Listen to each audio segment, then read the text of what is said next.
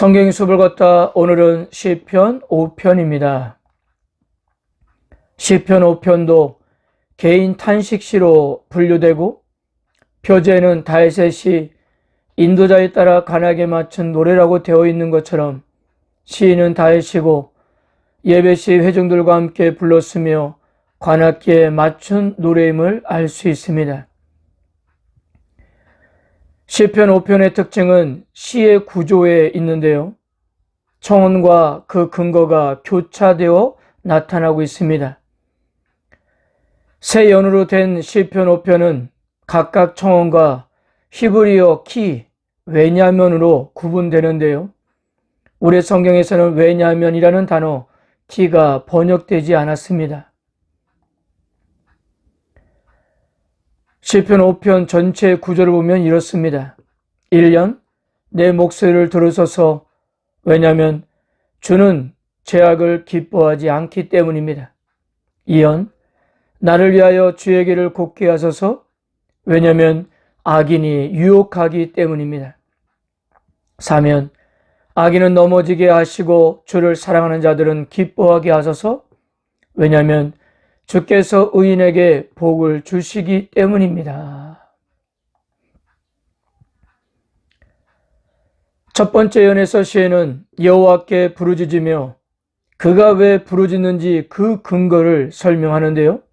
1절과 2절입니다. 여호와여, 나의 말에 귀를 기울이사 나의 심정을 헤아려 주소서. 나의 왕, 나의 하나님이여, 내가 부르짖는 소리를 들으소서. 내가 주께 기도하나이다.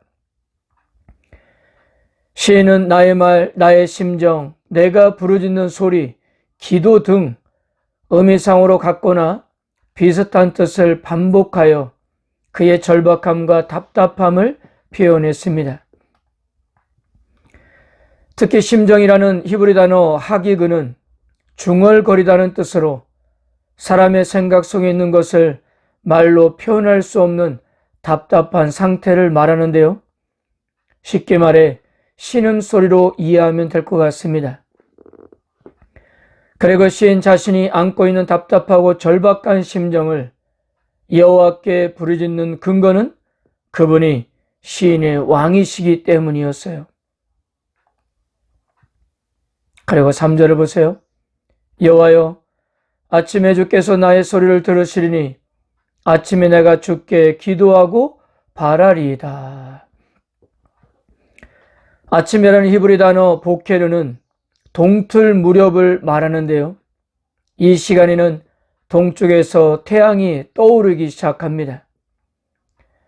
다윗은 아침에 기도하고 태양이 떠오르는 것을 바라봅니다.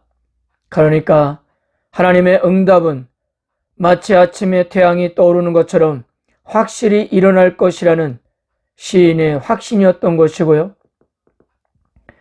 어둠을 이기고 태양이 떠오르는 아침 자체가 바로 하나님의 역사를 의미하였기 때문입니다.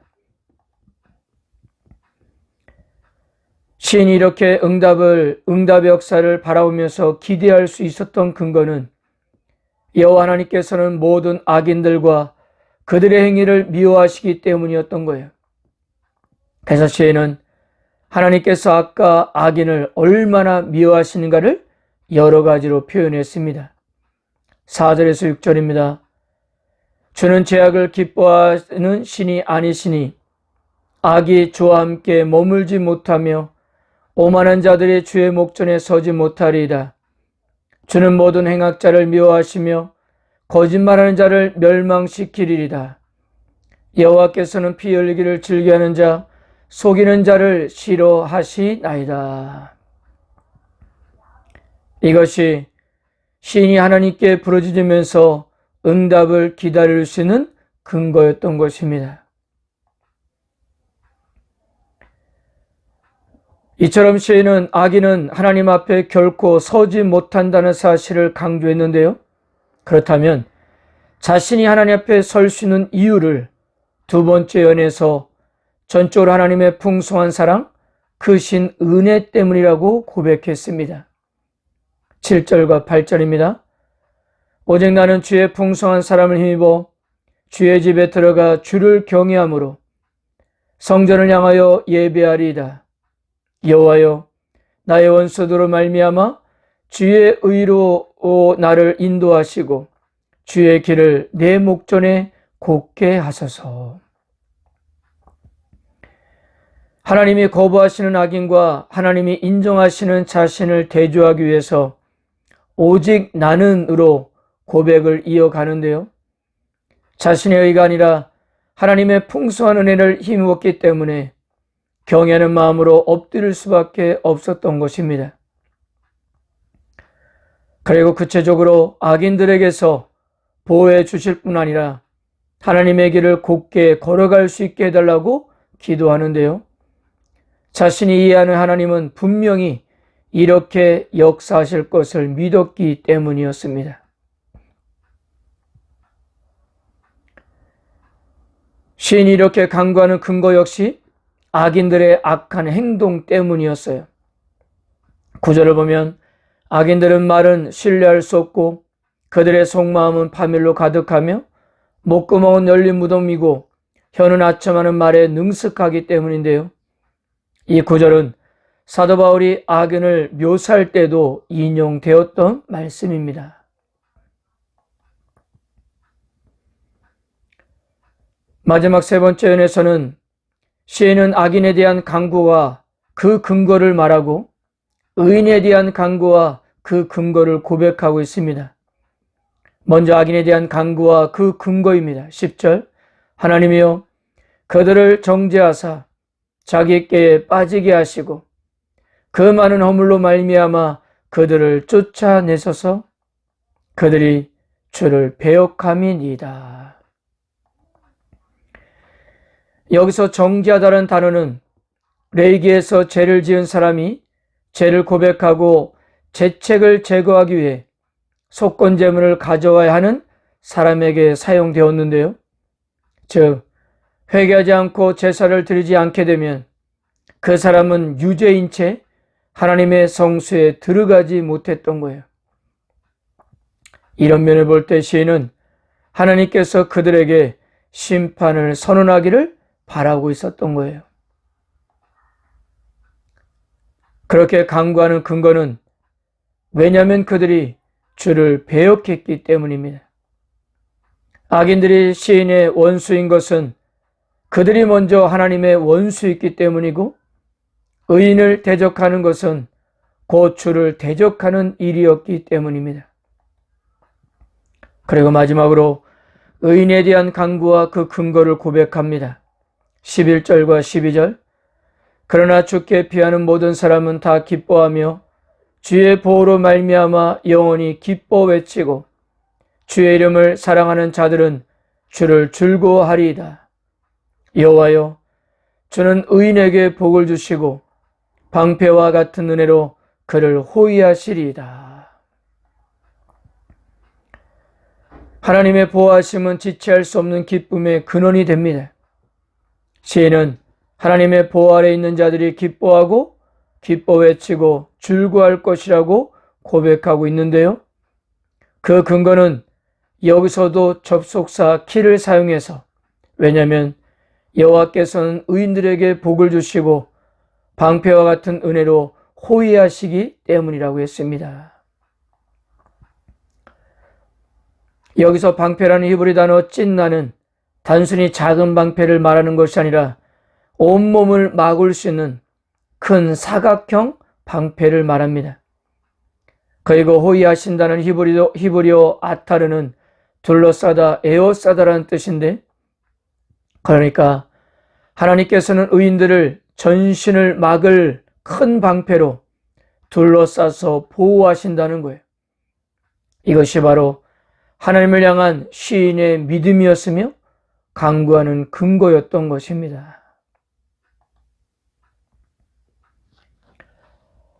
사랑하는 성도 여러분, 오늘 시인이 의인들을 보호해 줄 것을 간구하는데요. 하나님의 의로우심은 이 땅에서 의롭게 사는 사람들을 보호하시는 일을 전제하기 때문입니다. 하나님은 악을 미워하시고 싫어하시는 분이신데요. 시인을 괴롭히는 원수들이 악하다는 사실이 그에게는 중요한 위로가 되었던 것 같습니다. 왜냐하면 하나님이 악한 원수들을 내버려 두지 않을 것이기 때문이에요. 그래서 이런 하나님께 피하는 사람은 결코 박대하지 않을 것이라는 사실을 확신했던 거예요. 자, 보세요. 오늘 시편 5편에서는 악인의 모습과 의인의 모습이 분명하게 대조되어 나타나고 있는데요. 그들의 모습만큼 그들이 경험하는 하나님의 반응도 대조적이라는 사실이에요. 하나님은 악인들을 기뻐하지 않으신 반면 의인들에게는 기쁨을 주셨습니다. 악인들은 하나님께 심판을 받으나 의인들은 하나님께 복을 받고 보호를 경험했습니다.